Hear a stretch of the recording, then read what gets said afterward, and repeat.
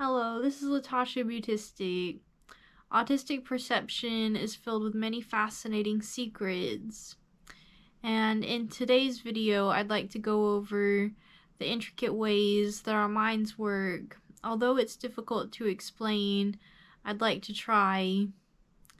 And today we're going to go over compartmentalization, the depth of our sensory world, and how we think in clouds sometimes.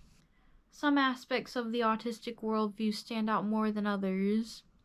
For example, doctor's visits would be associated with the feel of metal from doorknobs and the scent of copper from blood, and it would all come together in my mind's eye like an abstracted art image.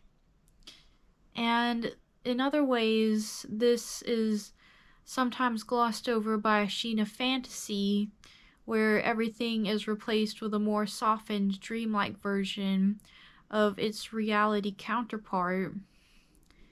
And I think that this is given way to a subconscious way of seeing, where the mind places emphasis on placing all of these memories into the floating abyss of senses that the mind secretly has stowed away somewhere in the background.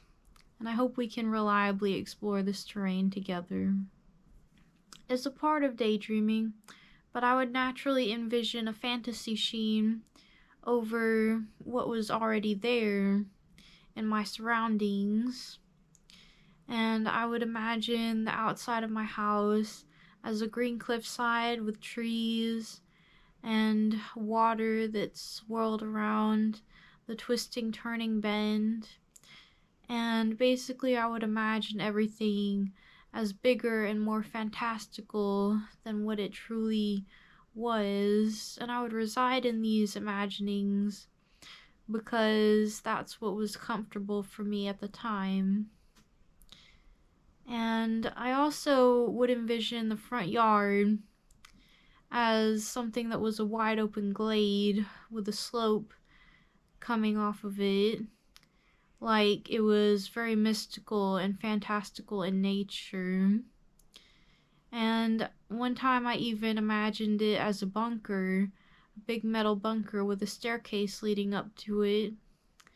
And of course, it's not as epic as it is in real life. I mean, the epicness of it transcends what it's like in real life. But this is just what I used to visualize, and I wonder if anyone else still does anything similar to this day. Not just me. These altered perceptions go beyond the waking realm and transcend into the dreaming realm as well.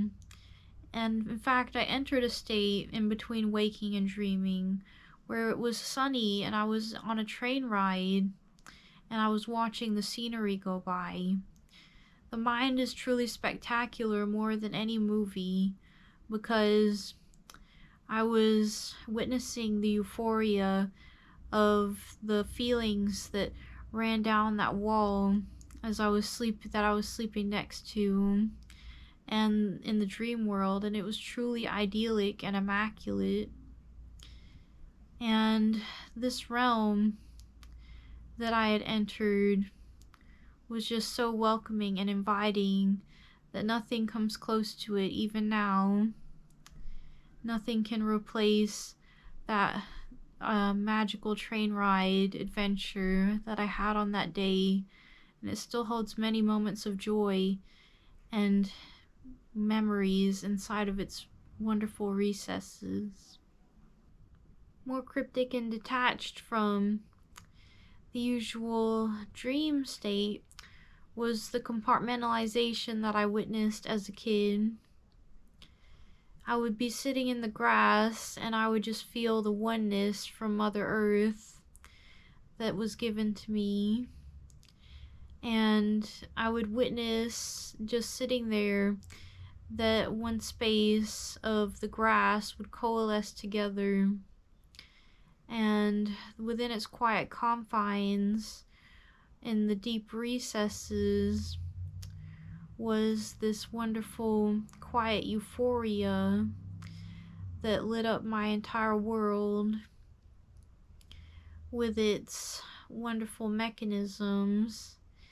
And I, for one, would chug through the information, me and my brain, and it would be like it was all too much information for me to handle, but I always knew that I was cared for and loved in that moment.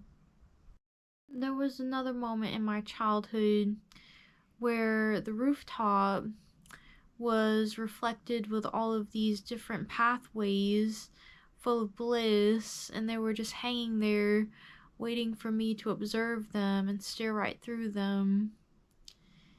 And of course, they were connected to the grass that I was talking about earlier in much the same way.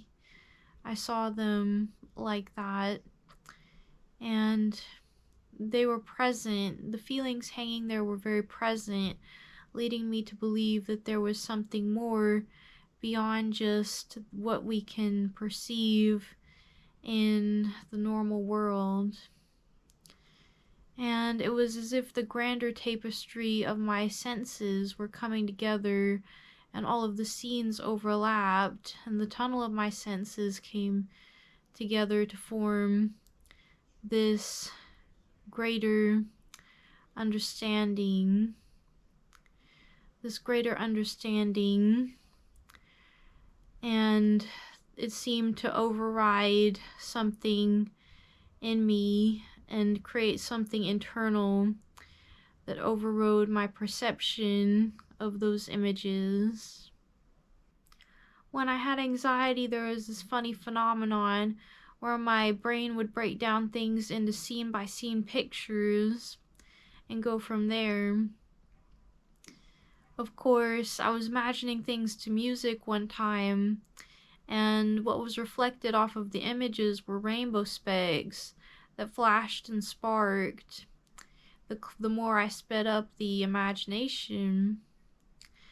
And it was like it was an overheated reel that was turning on its axis and just speeding up and sputtering like a colorful engine, spewing out all of these vivid hues. And it was very cool in the moment. There was also an instance where my anxiety hit a wall, and a spray of silver confetti-like lightning bugs came spraying out, and it was a huge light where the little lightning bugs would flitter away an inch or two out and then disappear. And I deduced that my anxiety was so strong that it actually hit a wall in my mind and created like a mini rip in the quantum field. And I was really fixated on it being something like Higgs boson for a while, but obviously the quantum field thing is more probable. And I thought that it would be something incredible in nature because it sent me reeling. It sent my head reeling shortly after I had experienced the collision. A more neat visual trick is when I go outside and I look at the blue sky, and there are these black vapors that are being sucked into the center of my vision. These black licking flames, like wisps, going into the center. And I don't know why, but this spiral hasn't really piqued my interest lately because I haven't seen it in a while. But I mentioned earlier that I see trails along things. And of course, I do see many trails along living things, like humans and gnats. And that is just something that I naturally get to experience every once in a while as well. My mind has a wider obsession with sacred geometry, like scaffolding, because the lines are just so neat and straight and intersecting. The visual appeal to me is just stunning. And I often get obsessed with straight things like that, like structure. And while I was on the tail end of reforming my perception, there was this structure in my mind where it was a grid, and if I slid into the grid and I slotted exactly into the spot where I needed to go, where I was destined or fated to go, one might say, then it would reduce me. It would get a pleasurable response out of me, like self-regulation. And I think that because of this self-regulation, that if I were to breeze into every spot that I was supposed to, then my life would be a lot happier and I would gain a lot of satisfaction from that. Another time I was imagining things and my imagination just hit a block at the edge of my room where this blackness ensued and enveloped everything beyond that through the space and time that I was occupying. And I couldn't visualize anything beyond that. It was just this inky blackness. I guess it's surprising to think that there's nothing beyond our state and awareness of what we know as humans of consciousness. But I guess it's not all that surprising because we are limited in that regard. And it's interesting to think about. Finally, I wanted to talk about a theory that I have about clouds and the clouds that autistics feel and sense and perceive inside, and how those could possibly be used to communicate with each other in a wider sense. I feel like the blissful feelings that I mentioned before could be shared amongst ourselves as a blueprint of how to navigate life, and we could share that and build camaraderie with each other that way and kinship. And it's interesting to think that because autistics have heightened perception, that we might already have the foundation for such connections in a spiritual sense, or maybe like some animals communicate hormonally, but in this sense I would say that it would definitely be more mystical in nature. And it's amazing to think because, you know, like, perception is a mystery in and of itself, and I do wonder about the many different ways that we could use this to bridge the gap in ways that language cannot. With this, we'd be able to use things like synesthesia to share our soul essences with each other. We'd be able to taste, hear, and see other people's resonance and resonances, even from a distance. And I thought that this would be cool because our senses often feel so real, so why not make them real through that way of communicating? With that, we'll draw today's video to a close.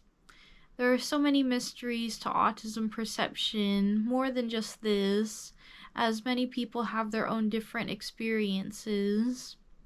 And I hope you enjoyed my little thought exercise at the end. Of course, I'm always dreaming of amazing things like that.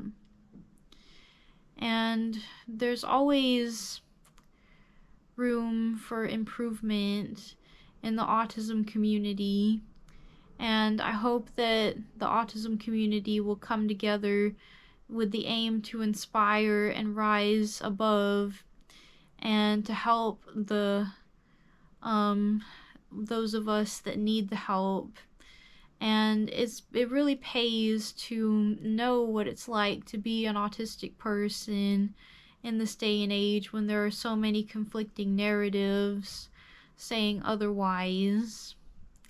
I hope that you enjoyed today's video's exploration of the mysteries of autism and even the secrets of autism, I shall say. It's been a great journey, and I hope that you also have thoughts of your own and will continue to explore the big, amazing world of our collective consciousness together. I'll see you next time. Goodbye.